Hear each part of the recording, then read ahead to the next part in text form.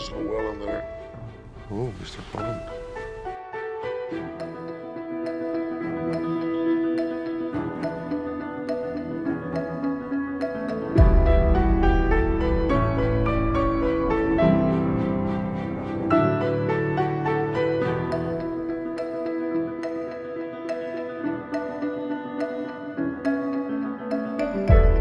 If I'm gonna die, You're not. I would rather die standing up. I don't have any idea what I'm that not is. an Look, idiot. I didn't check the wrong box. you saw the headline. You can see the headline from outer space. Then please- Grandpa Fred raised me for when I was age 4. He cared about the little guy. He cared about workers' rights. It was a tribute to him. And to say that I checked Grandpa the Fred, wrong... Grandpa Fred was wrong, Lucy. Yes, he didn't tell you the part where they throw your father in prison for the crime of being the mayor of a city. I was chased to this country, Lucy. Believe me, you checked the wrong box.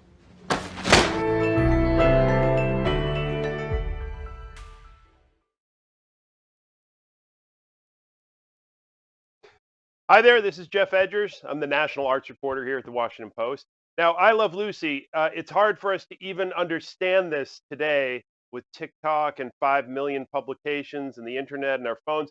But I Love Lucy at its peak was watched in 11 million households in our country. There were 15 million households with television. Just think about that dominance. So what a great show, what an important show. This film, being the Ricardos, documents sort of a week in the production of the show. And we're so lucky to have with us today one of the stars of that production, Javier Bardem, who we have seen in so many films. We'll talk about some of those, but thank you so much for joining us here at Washington Post Live. Thank you very much for having me here. Absolutely. So I want to start out by asking you, it might seem obvious, but what was it you saw in this role when I'm sure you get pitched plenty of scripts. What was it about this one in particular? Well, actually, this one in particular, I was kind of chasing after it, because I heard about the project long before Aaron Sorkin even wrote the script. And I was very intrigued to know who this couple was. I knew about I Love Lucy show, I knew about Lucy and Desi, but I wasn't too familiar with it since the show wasn't as popular in Spain as it is in the States. And then once I started to read about them both, and I read the autobiography of Desi called A Book, and I started to watch all the episodes of I Love Lucy, I started to really feel absolutely, excited about portraying such an iconic figure. Now, what you said you read his book. Tell me what kind of research you do in a situation. You've played real people before, but I'm not sure you've played a real person who so many people identify. So tell me about what went into researching this. Well, first of all, what you have to do is to really try to be respectful as much as you can with the legacy that that person gave to the world. And for that, you need to do a very thorough, specific, long research to try to get as many voices, including the most important one of them all, which is the character's voice, into your brain, so you can start to recreate that. And at the same time, like a contradiction, there's a moment where you have to forget all that and give up with the anxiety of trying to achieve to be like that person, because that's not going to happen, and try to grab as much as you can the essence, the spirit of what that person was, and what he meant to his fellow contemporaries. And that's, at the end of the day, what I think a performer should do, rather than do the mimics of it. Of course, the actors wants to get as close as we can to the person we are portraying, but there's a moment where it's dangerous. You can get lost in the external of it and forget a little bit what was the motivation, what was the energy, what was the spirit, what was the essence of that person. The essence, that's a really good word, because I think that describes what you do in this film, which is you're not exactly him, but you captured something about his spirit. I'm always fascinated by actors who come in and play real people. I think about Jim Carrey playing Andy Kaufman, where everybody had to call him Andy, right? And his idea of sinking into that character was to become that person. Does that happen to you? Do you find parts of Desi slipping into your real life when you're filming something so intensely? Well, I think every actor has their own book, and everything is valuable and it's permitted, as long as you don't really, I don't know, intimidate others or limit others' work with your behavior. That's my golden rule. Like you are part of a team. It's not about you. You are part of a team of people that are creating a story, and for that, do whatever you need in order to get your head into it, but never lose track that you are just a grain of sand in a big desert of talents making their best effort to make it happen. So that's important. For me, I'm not so much into the obsession of it all. I'm 52 years old now, and I guess I kind of learned that because there were moments where I could be more obsessed with it and not, and be that character for 24 hours, but I found that it didn't really work out for me because I would play my best scenes in the catering table. I would play my best scenes going to the toilet. It's like the camera wasn't rolling. It's like, for me, it works just to be focused, do the job, and then when you come back home, of course, some of it will stay with you. It's impossible to leave everything behind. But not to the extent that I need everybody to call me Desi. That will be ridiculous. And also, I find it very scary that they will call me Desi. Like, who is that? All right, the character. I read about the idea that you and Nicole Kidman both at a certain point sort of dropped out of anxiety for this film. I mean, is that really true or is that exaggerated? Because why would I get so anxious? No, that's an exaggeration. We were. I think when we got the call from Aaron and they said, okay, now we're going, it was at the peak of the pandemic. It was January, February 2021. And we both were in our places. I was in London shooting a movie. She was in Australia, I think. And we were like 2 months to start shooting.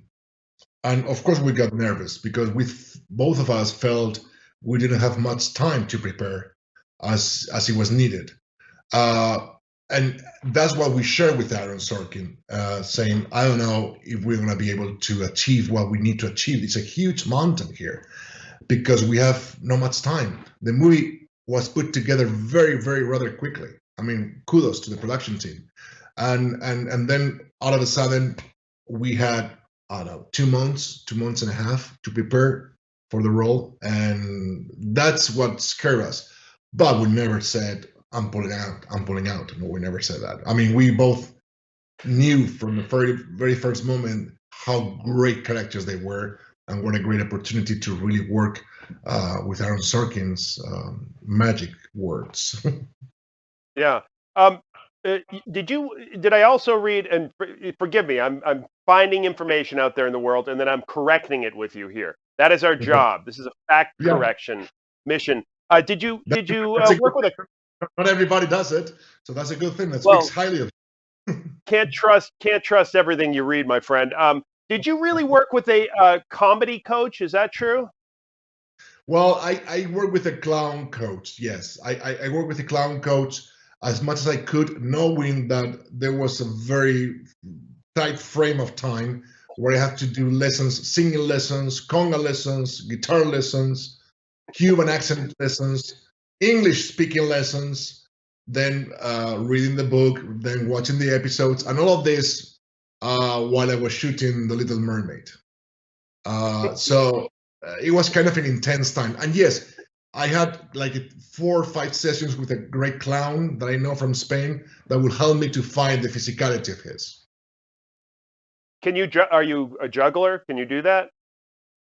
No. No, I am. I think I'm a good soldier. I think I follow orders very strictly. Yeah. When they give me an assignment, I do it. but I need a lot of order around me.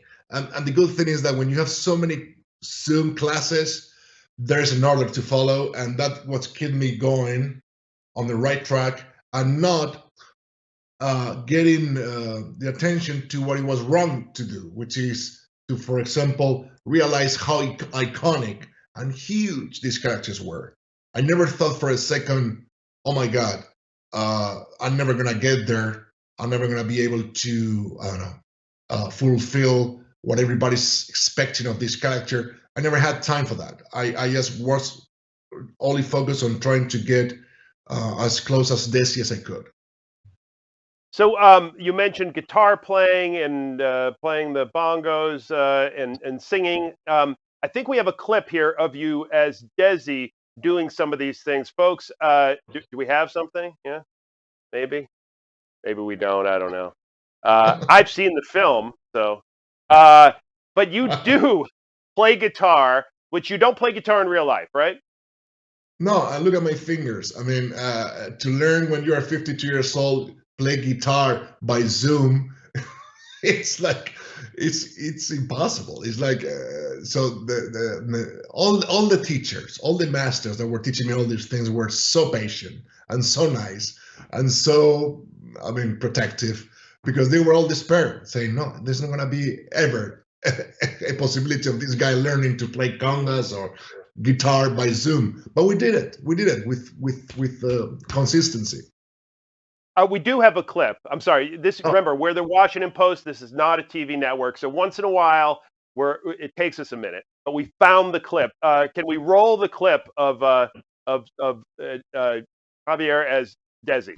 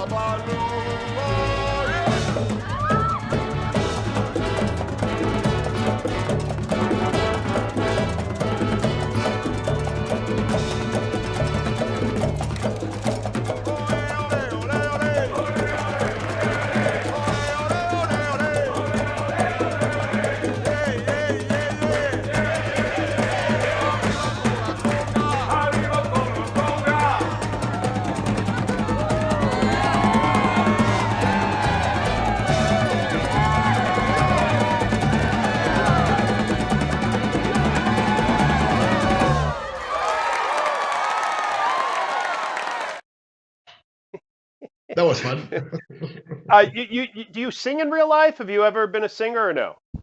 Not really. I like rock and roll music, hard rock, and I scream in the shower here and there, but I never had a chance to sing a song.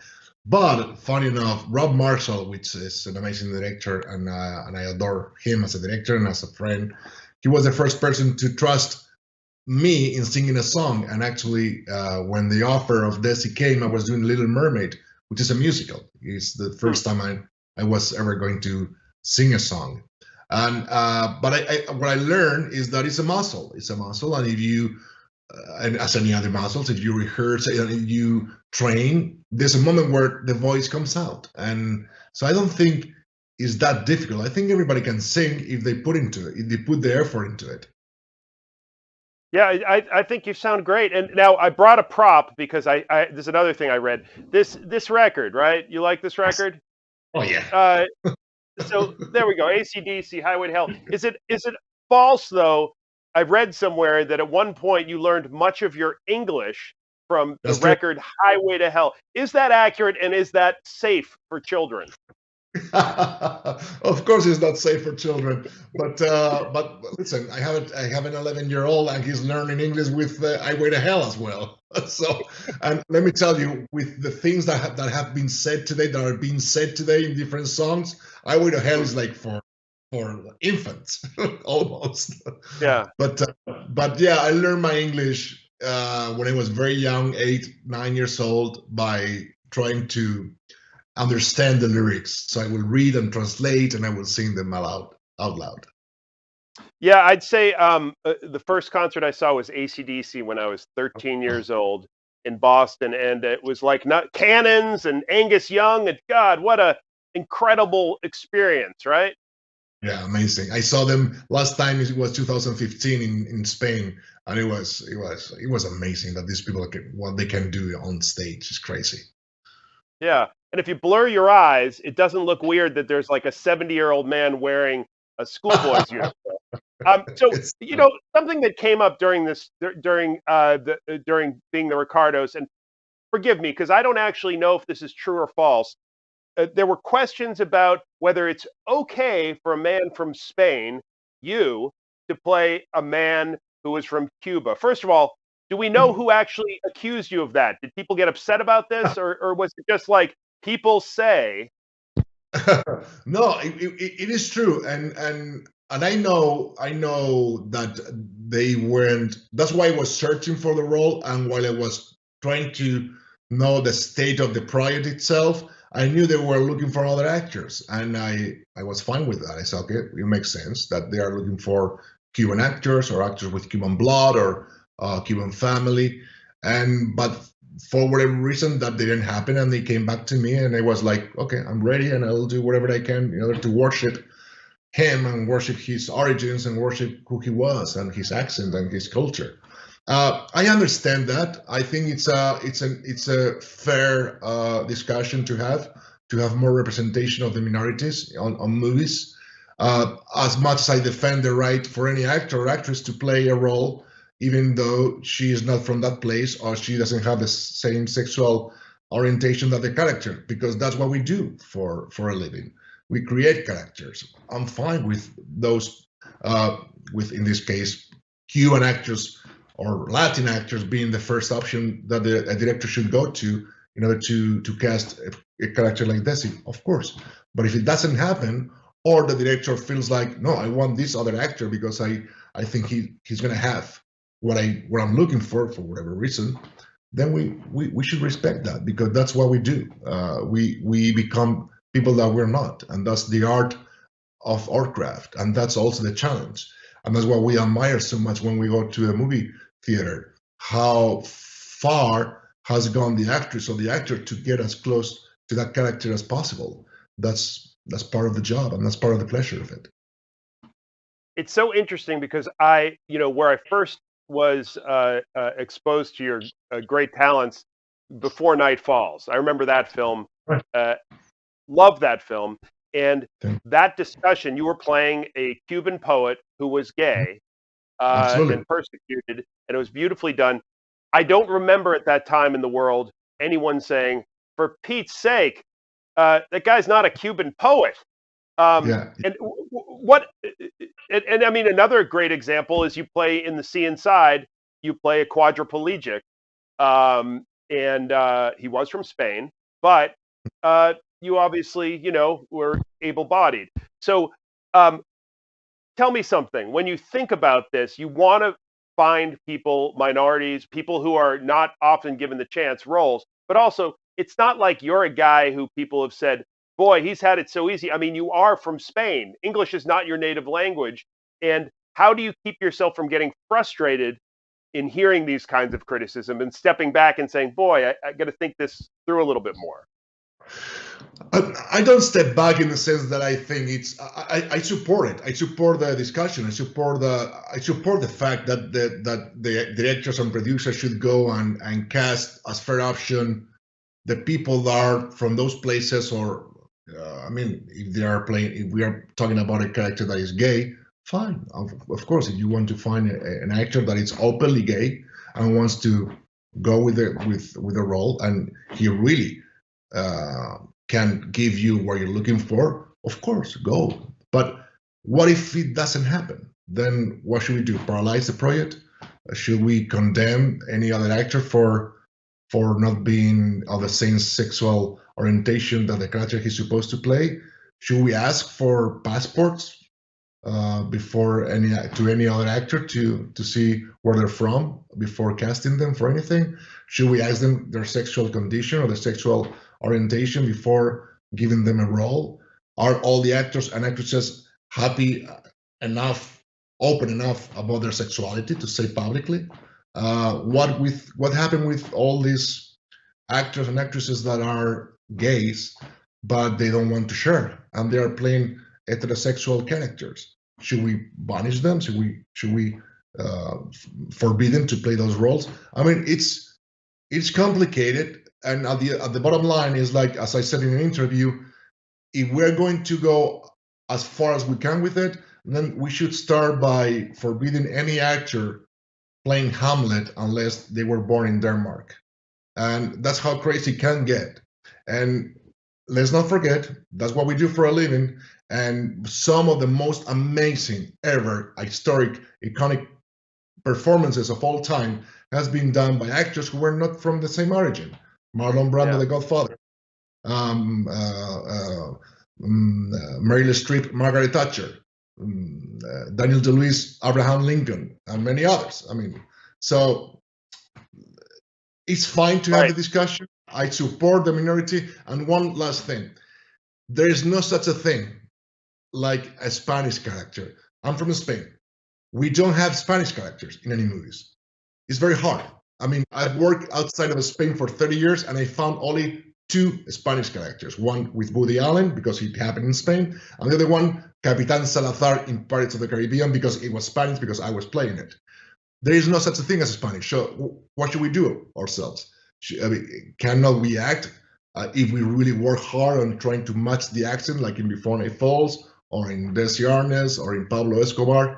I mean, should we also tell the actors from Latin America not come to Spain if they really work hard and try to match the accent and speak beautiful Castilian so they can access to great roles here? It's delicate. That's a great answer, and it's about a conversation and being able to talk openly about these things. My son, who's 11, wanted me to tell you that Skyfall is his favorite James Bond movie, and that your performance is stunning. I still think Before Night Falls, you were better in it, but that's just me. Tell me something. You go after films, you go after roles. Is there someone you would love to play that you have not been able to yet? Is there a film you're dying to make that's like your dream film? Anything you could mention, or do you just wait for it to come? Honestly, I don't have that thing that obsesses me. I don't. I was very much looking forward to play Hernan Cortés in the Conquest of Mexico. It was a great project, but it happened that it was canceled after because of the COVID. That would be a great role to play, but again, if it hasn't happened, it's for a reason. That's my way of thinking. Like, if it didn't happen, it's because it didn't have to happen. Now let's wait for when it comes, and I'm blessed that I have a job and I can earn a living out of it, and that I have offers. So that by itself is a bless. And I just, among all the offers that come, sometimes they come more, sometimes come less, sometimes they are more interesting, sometimes they are not. Among all of this, you choose what you think is the best one and just try to do your best with it. That's all. Yeah. I'm just going to let you, we only have a minute left because you have a busy schedule, okay? But climate change is something we cover very closely here, and I know it's very dear to you. Is there something you can tell us about how you got involved in this? I noticed like Antarctica is very important to you, something for your brother. Tell us a little bit about that. Yeah, I had the chance to go in 2018 with an expedition on a Greenpeace big ship